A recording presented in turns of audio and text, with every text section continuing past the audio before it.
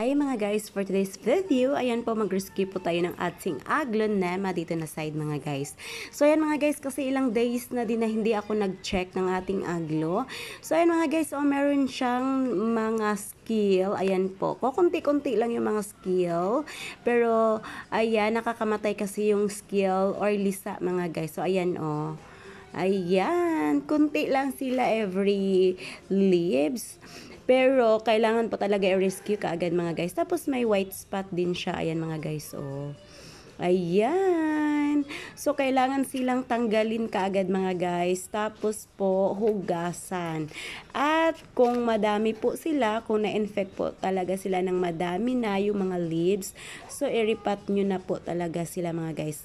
Palitan sila ng soil mix. So, ayan sila mga guys. Binukod ko na sila kasi po, nagkaroon na sila ng mga lisa, yung mga white spot. So, ayan mga guys, tanggalin lang po natin sila sa group, tapos hugasan po. Pag madami na po talagang na-infect sa kanila, kailangan nyo na po silang palitan ng soil mix mga guys.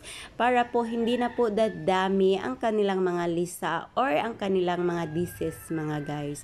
So, ayan mga guys, ayan yung ginawa ko po. Tinanggal ko po sila sa group kasi lahat po ito na-infect. Thank you for watching.